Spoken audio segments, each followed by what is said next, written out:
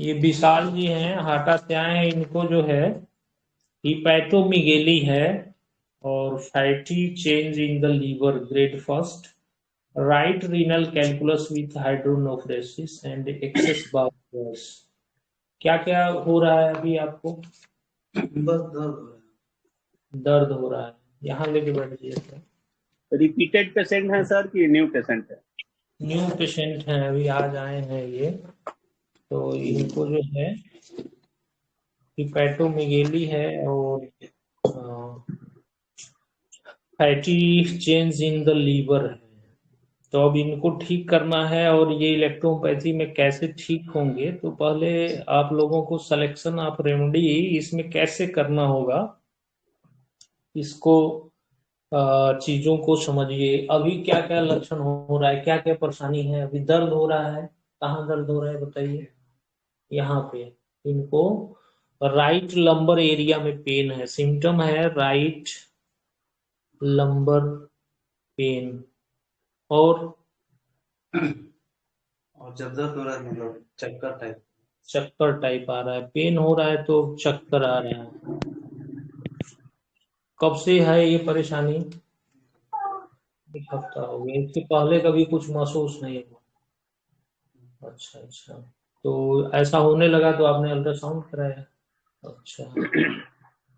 और खाने होने में क्या है, जैसे क्या ज्यादा खाते थे अभी पास? तो ज्यादा नहीं, सब बराबर ही। बराबर फास्ट फूड और नॉन वेज वगैरह? नॉन वेज खाते हैं, फास्ट फूड हफ्ते में कितनी बार नॉन वेज खाते हैं? 3 दिन छोड़ कर खाते हैं, सोमवार मंगलवार बुधवार। मैं लगातार नॉन वेज खा रहे हैं। पानी वगैरह? पानी थोड़ा पी।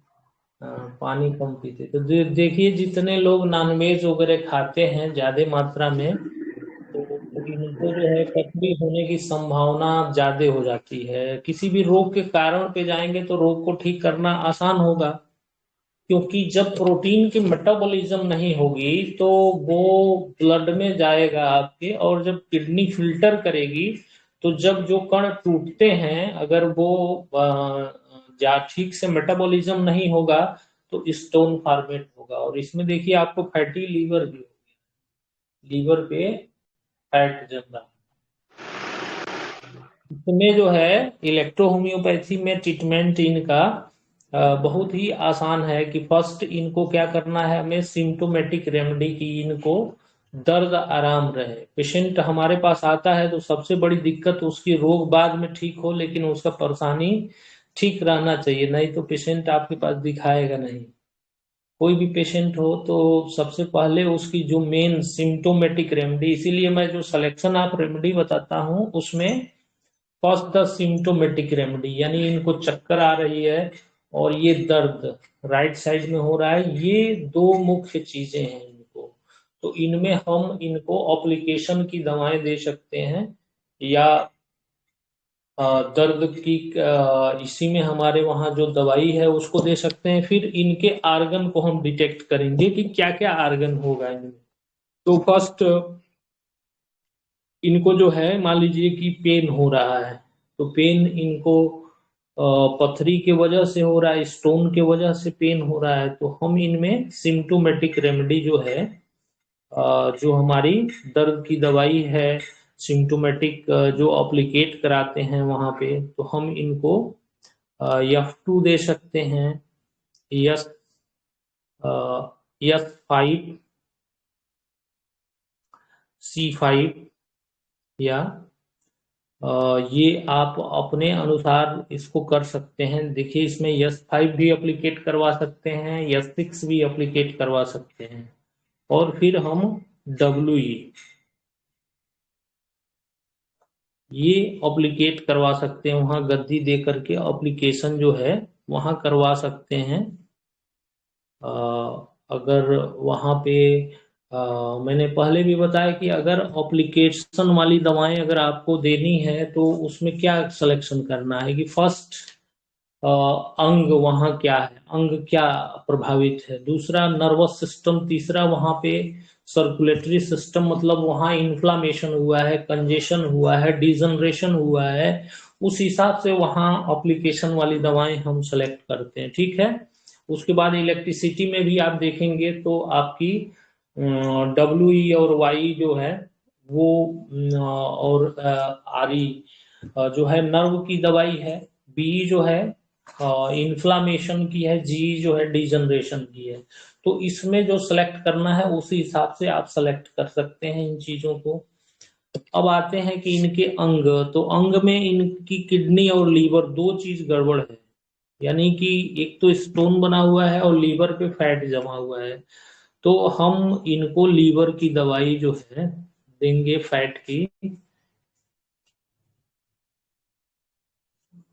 और ब्लड में चूंकि फैट है ज्यादा और प्रोटीन की मेटाबॉलिज्म नहीं हो रही है, S5C5A3 और F1, ठीक।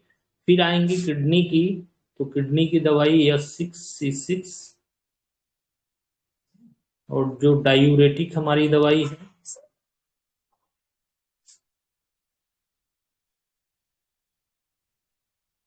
तो जो ऑप्लिकेटरी दवाएं हैं ये D4 डाइल्यूशन में होंगी। और जो ऑर्गेनिक दवाएं हैं, ऑर्गेनिक दवाएं जो हैं अंगों की कंडीशन के आधार पे हम चयन करते हैं, एक्यूट, सब एक्यूट, क्रॉनिक और डिजनरेटिव, किस स्टेज की बीमारी है, किस फेज की बीमारी है, तो उस आधार पे हम सेलेक्ट कर सकते हैं। तो KM का आपका स्टोन है 4 mm, 5 mm, 5 mm, यही है ना।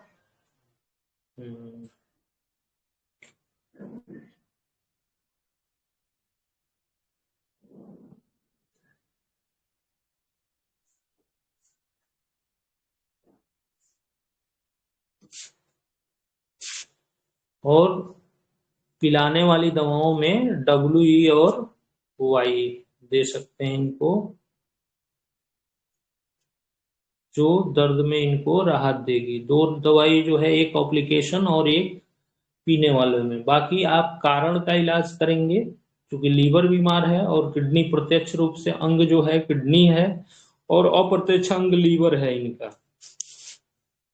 फिर भी अगर पथरी सॉल्व नहीं हो रही है इनकी तो और भी काम करना पड़ता है रोगियों में। अगर ठीक करना है आपको तो और भी काम इनमें करना पड़ता है। कुछ ऐसे रोगी हैं जो इस दवाई से भी ठीक नहीं होते हैं, तो फिर हमें उसके मूल कारण पे जाना होता है, तब जाके हम ठीक कर सकते हैं रोगी।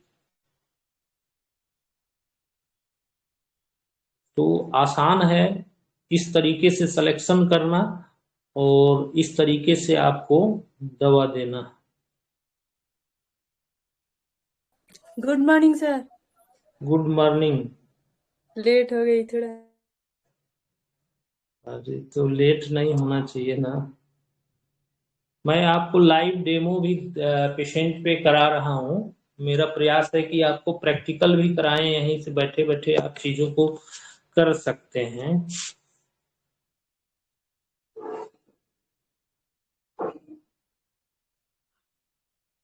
या आप घर बैठे प्रैक्टिकल भी कर सकते हैं, किस तरह से सिलेक्शन रोगियों पे हम दवाई का कर रहे हैं। तो आप ये दवा खाइए और प्रोटीन वाली जितनी चीजें हैं उसको फिलहाल बंद कर दीजिए, ठीक। हरा साग सब्जी खाइए, उसमें पालक छोड़ दीजिएगा, पनीर वगैरह मत खाइए, मांस मछली अंडा ये बिल्कुल ना खाइए, और मांस मछली अंडा एकदम ना खाइए। पानी खूब पीजिए, 4 से 5 लीटर पानी दिन भर में पीजिए, ठीक। सादा भोजन करिए। और कमजोरी अगर ऐसी लगती है कि भाई खा रहे थे हम थोड़ा सा ठीक था, तो आप फल फ्रूट, सेव खा सकते हैं, केला खा सकते हैं, जितना फल फ्रूट खाना हो खा सकते हैं। लेकिन ड्राई फ्रूट वगैरह ना खाएं, जिसमें प्रोटीन ज्यादा है वो डाइट बिल्कुल ना करें, और पानी पिए खूब, ठीक। नहीं तो ये फैटी लीवर जो है और नुकसान करेगा आपका, और फैट बढ़ता जाएगा, ठीक है। तो इस तरीके से आप दवाई खाएं और बिल्कुल आप ठीक हो जाएंगे, हमारी दवाई से मिल जाएगा। बाकी कोई परेशानी होगा तो फोन करिएगा, ठीक। दवा ले लीजिए, बनवा लीजिए।